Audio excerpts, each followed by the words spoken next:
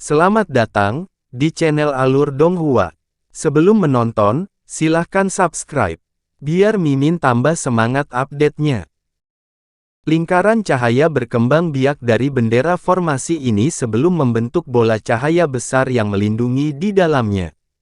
Bola cahaya tampaknya memiliki kemampuan pertahanan yang mengesankan, tetapi semua makhluk roh terbang di dalamnya masih putus asa saat melihat lautan angin yang mendekat. Di hadapan gelombang perak yang sangat terkenal ini, bahkan formasi pelindung mereka tidak akan bisa bertahan lama. Ini adalah sesuatu yang telah diverifikasi oleh banyak orang lain yang telah jatuh ke dalam bencana ini. Di hadapan pasang perak ini, hampir tidak ada kesempatan untuk bertahan hidup bagi siapapun di bawah tahap transformasi dewa. Bahkan makhluk tahap transformasi dewa harus melihat ke surga untuk kesempatan bertahan dari cobaan seperti itu.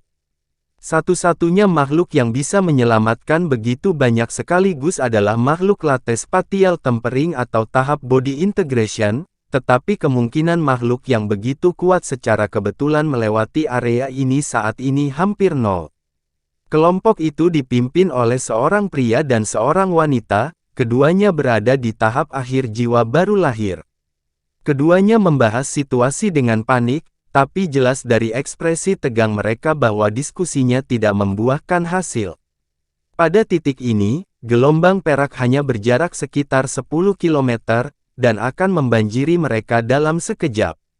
Namun, tepat pada saat ini, salah satu makhluk flying spirit tiba-tiba berteriak dengan gembira, "Lihat, sepertinya ada seseorang di gelombang perak itu." Makhluk flying spirit lainnya terkejut mendengar ini, dan mereka buru-buru berbalik ke arah yang sama. Benar saja, memang ada setitik cahaya biru di dalam gelombang perak, dan cahaya biru itu sepertinya sosok humanoid. Namun, karena ki asal dunia yang mengganggu dan kacau di dalam gelombang perak, makhluk roh terbang tidak dapat mengidentifikasi orang di dalam cahaya biru menggunakan indera spiritual. Dari tempat mereka berada, dapat melihat bahwa setitik cahaya biru terbang dengan sangat stabil, sama sekali mengabaikan petir dan hujan es di lautan angin. Makhluk roh terbang merasa seolah-olah seorang penyelamat telah diturunkan dari langit. Dua makhluk roh terbang tahap jiwa baru lahir saling melirik satu sama lain sebelum segera melepaskan tangisan panjang secara bersamaan. Suara feminin dan maskulin yang kontras saling melengkapi dan berhasil menenggelamkan gemuruh di gelombang perak. Nada suara mereka juga berubah secara ritmis. Ini adalah sinyal SOS khusus di antara ras roh terbang. Selama orang lain dalam gelombang perak tidak tuli, pasti akan memperhatikan kelompok makhluk roh terbang ini. Benar saja, setitik cahaya biru goyah sesaat setelah teriakan panjang terdengar, dan sosok humanoid di dalam cahaya biru berbalik ke arah kelompok itu dengan terkejut. "Kamu termasuk cabang ras roh terbang yang mana? Bagaimana kamu bisa sampai di sini?" Suara laki-laki yang tidak dikenal tiba-tiba terdengar dari dalam bola cahaya di sekitar kelompok itu, dan terdengar jelas oleh semua orang. Makhluk roh terbang tahap jiwa baru lahir sangat gembira, dan dia buru-buru berteriak, "Kami adalah murid dari 5 warna, batu giok putih, dan ras Tian Peng, dan kami datang ke sini untuk pelatihan. Tidak pernah kami berpikir bahwa kami akan bertemu pasang perak, tolong selamatkan kami, senior." Namun, pria asing itu tetap diam untuk waktu yang lama setelah itu, dan tidak mengirimkan suaranya lagi kepada mereka. Hal ini membuat hati makhluk roh terbang tenggelam sekali lagi. Jika pria itu tidak percaya diri dengan kemampuannya untuk menyelamatkan mereka semua dalam gelombang perak ini, maka dia tentu saja tidak akan mengambil risiko untuk menyelamatkannya dengan biayanya sendiri. Namun, dia tidak langsung berangkat dan terlihat agak ragu-ragu, sehingga harapan di hati mereka tidak sepenuhnya pupus. Pada titik ini, lautan angin telah menelan mereka, dan bola cahaya di sekitar dilempari oleh hujan es yang tak terhitung jumlahnya dan disambar petir. Petir dan gemuruh yang menghancurkan bumi segera terdengar, dan bola cahaya yang tampaknya aman mulai bergetar hebat, seolah-olah bisa pecah kapan saja. Makhluk roh terbang sangat terkejut dengan ini, dan dua makhluk tahap jiwa baru lahir di antara mereka segera melepaskan tangisan keras. Sebagai tanggapan, semua orang mengencangkan cengkeraman di sekitar bendera formasi yang mereka pegang, dan menyuntikkan kekuatan spiritual ke dalam bendera dengan sekuat tenaga. Dengan demikian, penghalang bola distabilkan sekali lagi, tetapi tidak dapat mempertahankan tingkat pengeluaran kekuatan sihir ini terlalu lama, jadi harapan mereka untuk bertahan hidup masih bergantung pada pria di kejauhan itu. Akhirnya, suara laki-laki asing terdengar lagi.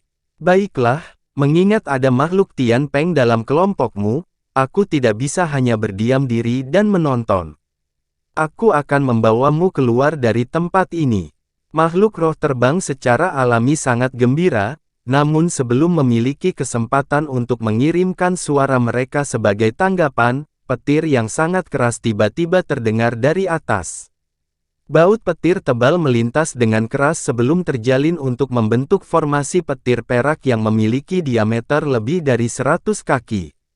Di tengah formasi petir, seorang pria berjubah biru dengan sepasang sayap tembus pandang di punggungnya muncul. Dia melihat ke bawah dengan sikap dingin sebelum membuat segel tangan, dan serangkaian petir keras terdengar saat formasi petir turun dari atas. Pada saat formasi petir bersentuhan dengan penghalang cahaya bulat, langsung terkoyak dengan mudah, dan makhluk roh terbang sangat terkejut karenanya.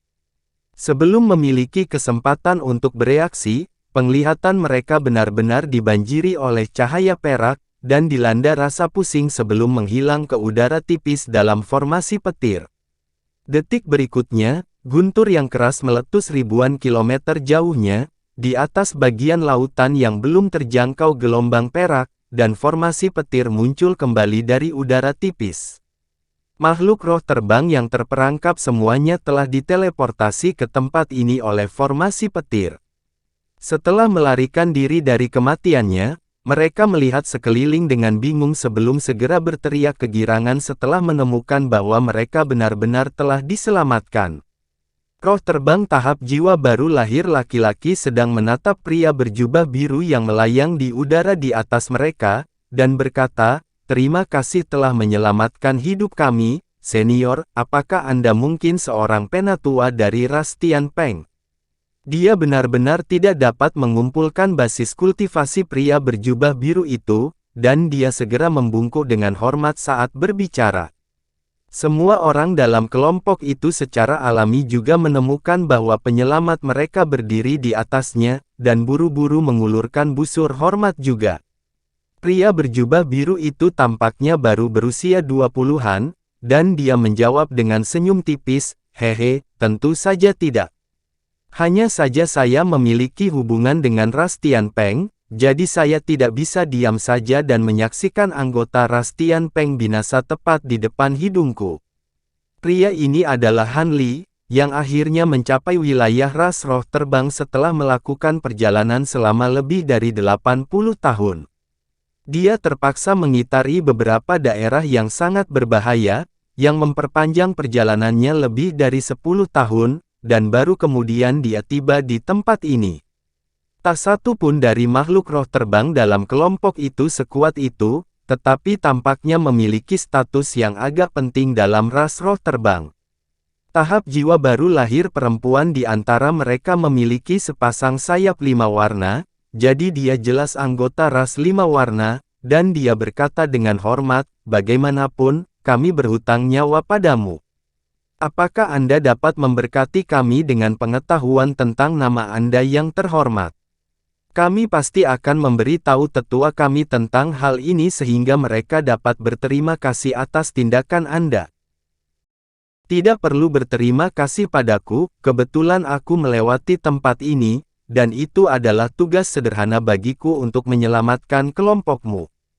Namun, aku sudah lama berkultivasi di dunia purba, jadi aku tidak tahu terlalu banyak tentang situasi di perlombaan roh terbang. Apakah Anda dapat memberi tahu saya tentang peristiwa yang telah terjadi dalam beberapa abad terakhir?" Han Li bertanya. Wanita 5 warna menjawab, "Tentu saja. Selama beberapa abad terakhir ini, banyak peristiwa besar telah terjadi dalam perlombaan roh terbang kita, tetapi peristiwa yang paling menonjol sejauh ini adalah perlombaan roh terbang kita akhirnya menaklukkan jurang bumi setelah hilangnya tiba-tiba Raja Iblis di sana. Han Li cukup terkejut mendengar ini, tetapi ekspresinya tetap tidak berubah saat dia berkata, jurang bumi telah ditaklukkan. Itu memang peristiwa yang cukup besar. Ceritakan tentang itu secara detail. Ya, senior, ceritanya cukup panjang, dan aku harus mulai dengan memberitahumu tentang ujian murid suci yang terjadi beberapa ratus tahun yang lalu. Demikianlah, wanita itu memulai ceritanya. Tidak lama setelah itu, cahaya biru menyala dari tubuh Han Li, dan dia terbang menjauh dari kelompok makhluk roh terbang, dengan cepat menghilang ke kejauhan. Setelah kepergian Han Li, roh terbang tahap akhir jiwa laki-laki tiba-tiba berkata dengan alis berkerut, Junior Martial Sister Xuan, apakah Anda pikir itu akan menjadi masalah bahwa kami mengungkapkan informasi sebanyak itu kepada pria itu?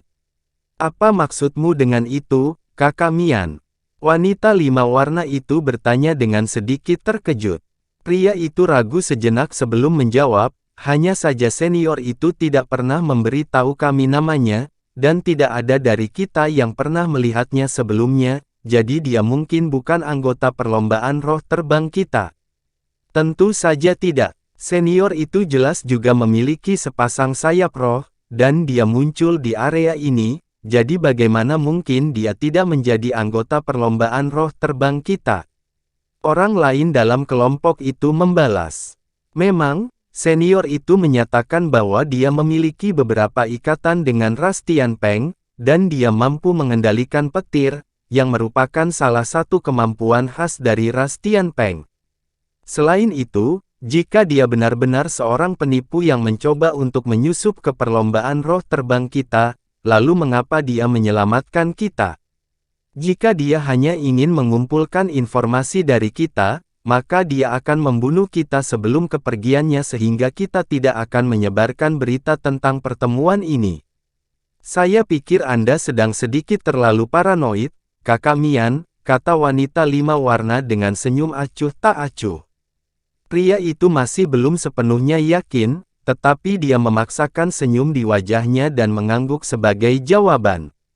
Mungkin begitu. Wanita 5 warna melanjutkan, bahkan jika dia benar-benar makhluk asing, semua yang saya ungkapkan kepadanya adalah pengetahuan umum bagi anggota ras kami, jadi saya tidak memberitahu dia rahasia-rahasia apapun, yang berarti tidak ada yang perlu dikhawatirkan. Untuk saat ini, prioritas utama kita adalah pergi jauh dari tempat ini. Jika gelombang perak mengejar kita lagi, maka kita akan benar-benar jatuh menuju kematian kita. Memang, sebaiknya kita pergi dari sini secepat mungkin. Kamu benar, Senior Martial Sister Xuan. Pria yang baru saja menyelamatkan kita jelas memiliki kekuatan yang tak terduga, bahkan jika dia benar-benar makhluk asing, kita tidak bisa melakukan apa-apa tentang dia.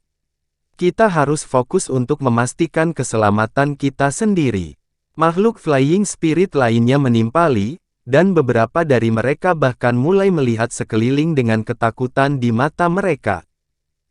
Pada titik ini, Han Li sudah beberapa ribu kilometer jauhnya, terbang sebagai seberkas cahaya biru dengan ekspresi kontemplatif di wajahnya. Dia telah belajar tentang semua peristiwa besar yang terjadi dalam ras roh terbang selama beberapa abad terakhir, tetapi sebagian besar peristiwa ini tidak ada hubungannya dengan dia, jadi dia tidak perlu memperhatikannya. Hanya ada 2 hal yang patut diperhatikannya. Yang pertama adalah bahwa 4 Raja Iblis dari jurang bumi sepertinya gagal kembali dari sungai neraka. Akibatnya, jurang bumi ditaklukkan oleh ras roh terbang, dan hampir semua iblis di jurang bumi dimusnahkan. Hal kedua adalah Bai Bi dan Lei Lan, 2 murid suci dari beberapa ratus tahun yang lalu, keduanya telah kembali dengan selamat ke ras Tianpeng. Mereka kemudian menjadi guru suci, dengan demikian menyelamatkan ras Tianpeng dari kehancuran. Baik King Yuanzi dan ras Mayfly memiliki ikatan dengan sungai neraka, dan tampaknya ada rahasia penting lainnya yang tersembunyi di dalamnya juga, jadi tidak mengherankan jika keempat Raja Iblis telah terperangkap di sana. Namun, ini membuatnya sedikit sulit untuk mengakses sungai neraka. Koordinat pemandu yang dia dan King Yuanzi telah sepakati terletak jauh di dalam jurang bumi. Jika dia tidak bisa sampai ke lokasi itu, dia tidak akan bisa memasuki sungai neraka bahkan dengan replika plat penentang bintang yang telah diberikan kepadanya. Bahkan keempat raja harus menghabiskan banyak waktu dan upaya untuk membuka jalan menuju sungai neraka. Kekuatannya saat ini mungkin sebanding dengan kultivator integrasi tubuh akhir, tetapi dia masih tidak percaya diri dengan kemampuannya untuk mencapai sendirian. Adapun hubungannya dengan ras Tianpeng, itu agak ambigu. Dia pernah menyamar sebagai murid suci ras Tianpeng dan berhasil mendapatkan 12 transformasi kebangkitan dari mereka, tetapi pada saat yang sama, para tetua ras Tianpeng telah memaksanya masuk ke jurang bumi, di mana dia hampir binasa oleh tangan empat Raja Iblis. Namun, jika dia ingin mengakses jurang bumi lagi, ada kemungkinan besar dia harus beralih ke mereka. Setelah merenungkan masalah ini untuk waktu yang lama, dia tiba-tiba membalik tangan untuk menghasilkan slip batu giok biru dan piring putih bundar. Dia meletakkan slip giok di dahinya untuk memeriksa informasi yang terkandung di dalamnya, lalu melepaskan slip giok dari dahinya dan mulai memeriksa pelat putih dengan hati-hati. Setelah beberapa perenungan lebih lanjut, dia akhirnya membuat keputusan. Dia menyimpan kedua item itu, diikuti oleh seberkas cahaya biru. Tempat dia berada tiba-tiba dipercepat menjadi sekitar 2 kali kecepatan aslinya. 5 bulan kemudian, bola cahaya biru menyilaukan melesat di udara hampir 100 km jauhnya dari kota suci ras Tianpeng. Bahkan sebelum mencapai kota, teriakan terdengar dari dalam seberkas cahaya biru. Awalnya, suaranya tidak terlalu keras, tapi tanpa henti dan mendesak, dan dengan cepat bergema di udara di atas seluruh kota. Pergantian peristiwa yang mencengangkan seperti itu secara alami menyiagakan semua makhluk tingkat tinggi di dalam kota suci, dan beberapa tokoh humanoid segera bergegas keluar dari beberapa gedung tinggi di kota. Sosok-sosok ini kemudian dengan cepat naik ke udara sebelum melihat bola cahaya biru yang mendekat dengan bingung. Bola cahaya biru masih agak jauh dari mereka, tetapi aura yang sangat kuat yang memancar dari dalamnya membuat mereka merasa sesak napas. Anehnya, aura ini sangat akrab karena itu milik Kun Peng, dewa yang disembah oleh ras mereka. Namun, satu-satunya orang di seluruh ras mereka dengan aura Kun Peng yang begitu murni tampaknya adalah penatua mereka setelah menjalani transformasi Kun Peng. Dengan mengingat hal itu, yang lain semua menoleh ke arah seorang wanita muda berjubah putih dengan sepasang sayap emas. Dia berdiri di tempat dengan ekspresi tenang, tapi ada pandangan yang sedikit bingung di matanya saat dia melihat bola cahaya biru yang mendekat. Ini adalah tetua dari ras Tianpeng, Jin Yue. Dia berada di puncak tahap integrasi tubuh, jadi meskipun dia cukup khawatir dengan aura yang terpancar dari bola cahaya biru, dia tidak takut akan hal itu. Dia dengan cepat membuat segel tangan, dan cahaya keemasan melintas di matanya saat dia melepaskan semacam kemampuan mata roh. Dengan demikian, dia bisa mengintip langsung ke bola cahaya biru yang gemerlap, di mana ekspresinya langsung berubahan. Ada pria tua tahap integrasi tubuh awal dengan janggut merah tua berdiri di sampingnya, dan dia bertanya, "Siapa itu, Grand Elder?" Jin Yue memiliki ekspresi yang agak aneh di wajahnya, dan dia terdiam sesaat sebelum menggelengkan kepalanya ketika dia menjawab, "Kamu akan segera tahu, Elder Su."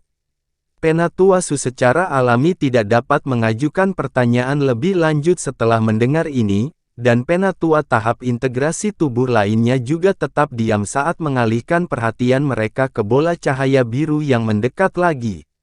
Beberapa saat kemudian, bola cahaya di kejauhan tiba di hadapan mereka di tengah hembusan angin kencang, diikuti dengan cahaya yang memudar untuk menampakkan seekor burung biru raksasa. Burung itu panjangnya sekitar 100 kaki dengan bulu yang tampak seperti terbuat dari besi dan baja. Cakarnya seperti kait, dan itu benar-benar identik dengan roh sejati, Kunpeng. Meskipun semua orang sudah menduga hal ini terjadi, ekspresi mereka masih sedikit berubah saat melihat Kunpeng besar ini. Sebelum salah satu dari mereka memiliki kesempatan untuk mengatakan apa-apa, burung raksasa itu mengepakkan sayapnya, dan teriakan panjang yang keluar dari dalam paruhnya tiba-tiba terputus. Detik berikutnya, rune biru berputar di sekitar tubuhnya, dan ukurannya membesar secara drastis. Setelah hanya beberapa kedipan, itu membengkak hingga beberapa ribu kaki dan menyerupai gunung kecil. Mata emasnya sangat cerah, dan hanya dengan kepakan sayapnya yang lembut, angin kencang dan kilatan petir segera tersapu di daerah sekitarnya. Aura besar yang terpancar dari tubuh burung raksasa itu bahkan memaksa para tetua tahap integrasi tubuh awal dari ras Tianpeng untuk mundur beberapa langkah dengan takjub. Jin Yue tetap diam di tempat, tetapi ekspresinya juga sedikit berubah, dan ekspresi gembira muncul di matanya. "Kamu siapa? Kamu pasti anggota ras Tianpeng kami untuk mengembangkan transformasi Kunpeng sedemikian rupa, jadi mengapa kamu tidak mengungkapkan wujud aslimu kepada kami?" Jin Yue akhirnya berbicara, dan suaranya sedikit serak karena ketidakpercayaannya. Burung raksasa itu melirik Jin Yue sebelum tiba-tiba berbicara dalam bahasa manusia. "Aku senang melihatmu terlihat muda seperti beberapa abad yang lalu, rekan Taois Jin." Itu tidak berusaha keras untuk meninggikan suaranya, tetapi para tetua ras Tianpeng masih tertinggal dengan gendang telinga yang berdenging. Keraguan-raguan di wajah Jin Yue menjadi semakin jelas, dan sebuah pemikiran sepertinya muncul di benaknya. "Mungkinkah kau, hehe, sepertinya kamu sudah mengenaliku." Burung raksasa itu tiba-tiba menyusut di tengah kilatan cahaya biru, dan seorang pria berjubah biru yang tersenyum dengan sepasang sayap di punggungnya.